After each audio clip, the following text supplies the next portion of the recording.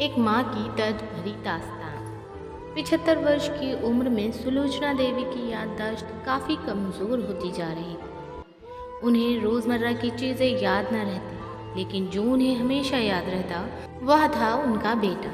दिन हो या रात, एक पल भी ऐसा ना होता जब उन्हें अपने बेटे की याद ना आती। दूसरी तरफ बेटा था जो साल भर में एक आधा बार अपनी माँ को फ़ोन कर लिया करता और 1-2 मिनट से ज़्यादा बात भी नहीं किया करता। फिर भी ये बूढ़ी माँ टकटकी लगाए अपने बेटे का इंतज़ार करती। एक दिन बेटे का विदेश से फ़ोन आया। हेलो हेलो, सुन रही हो ना माँ? अनिल बोल रहा हूँ। तुम्हारा बेटा। कैसी हो माँ? मैं ठीक हूँ बेटा। तुम, बहू और मेरा पोता कैसे हैं? माँ ने पूछा। सब अच्छे हैं माँ।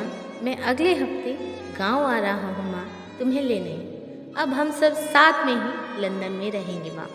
तुम्हारी बहू कह रही थी माँ को यहाँ पर ले आओ, बेचारी अकेली वहाँ परेशान होती होगी। बेटे ने अपनी माँ से कहा।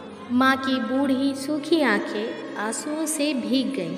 उनके कमज़ोर शरीर के नस नस में खुशी की लहर दौड़ गई। बेटे और बहू का अपने प्रति प्रेम देखकर माँ का मन खुशी से भर आया। बेटे ने आगे कहा, माँ तैयार रहना माँ। मुझे ज़्यादा दिन छुट्टियाँ नहीं मिली हैं। जिससे जितने पैसे लेने हैं लेकर रखना। तब तक मैं प्रॉपर्टी डीलर से बात कर लेता हूँ। घर के लिए? घर के लिए? माँ ने पूछा। हाँ माँ, गांव का घर हमें बेच देना पड़ेगा। अब हम साथ में ही रहने वाले हैं, तो वहाँ पर घर रखने का कोई मतलब नहीं है माँ, बेटे ने कहा। बुढ़ापे की वजह से ठीक से चलने में असक्षम माँ ने पूरे मोहल्ले में घूम घूम कर अपनी इस खुशखबरी को सबको सुनाया। सभी को खुशी हुई। सबको लगा माँ जी के आखिरी दिन अपने परिवार के साथ खुशी से बीत जाएंगे। घर वापस आकर माँ ने अपने घर के कोने कोने को ऐसे देखा जैसे वह अपने दूसरे बेटे को देख रही हो। देखे भी क्यों ना, उस घर को अपने बेटे से कम थोड़ी समझा था। अपने पति के साथ 40 साल यहीं तो बिताए थे, लेकिन अब मजबूरी थी बुढ़ापे के आखिरी साल बेटे और बहू के साथ बिताना चाहती थी। दिल पर पत्थर रख कर घर बेचने के लिए माँ तैयार हो गई। आनन फानन में बेटे ने घर को आधे दामों पर बेच दिया। माँ ने ज़्यादा नहीं, लेकिन जिन चीज़ों से दिल लगाया था उन चीज़ों को समेटा और बेटे के साथ टैक्सी में बैठकर एयरपोर्ट के लिए चली गई। एयरपोर्ट पर आकर बेटे ने माँ से कहा, माँ तुम यहाँ बेंच पर बैठो, मैं सामान और बोर्डिंग पास की जांच करा कर आता हूँ। वहाँ वक्त लगता है और खड़ा रहना पड़ता है, तुम्हें तकलीफ़ होगी। तुम यहीं आराम करो। मैं यूँ गया और यूँ आया। माँ बेंच पर बैठ गई और बेटा अंदर चला गया।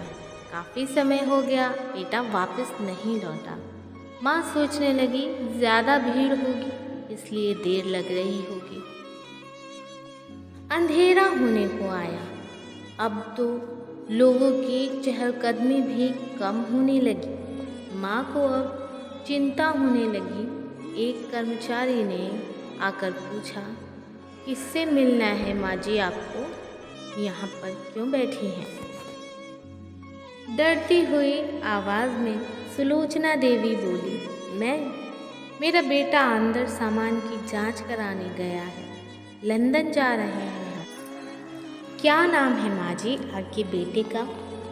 कर्मचारी ने पूछा। अनिल नाम है मेरे बेटे का, सुलोचना देवी ने बताया। कर्मचारी अंदर गया और थोड़ी देर बाद बाहर लौटा। उसने सुलोचना देवी से कहा, माँ जी लंदन जाने वाली फ़्लाइट तो दोपहर में ही जा चुकी है और आपका बेटा भी उस फ्लाइट में बैठकर लंदन जा चुका है।